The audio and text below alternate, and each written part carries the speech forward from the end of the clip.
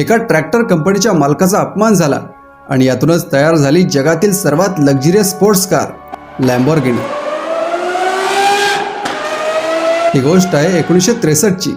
इटलीत फारुसियो लॅम्बोर्गिनी नावाचे ट्रॅक्टर कंपनीचे मालक राहत होते। ट्रॅक्टर शिवाय त्यांना स्पोर्ट्स कारची सुद्धा खूप आवड होती। त्यांच्या वापरात अनेक कार्स होत्या। त्यामध्ये त्यांच्या एका फरारी कारच्या क्लचमध्ये त्यांना एक प्रॉब्लेम दिसला।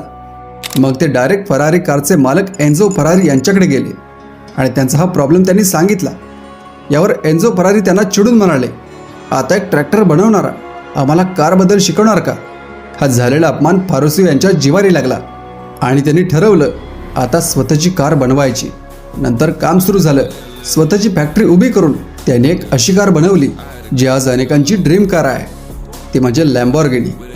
याच गाडीने पुढे जाऊन फरारीला सुद्धा मागे टाकले।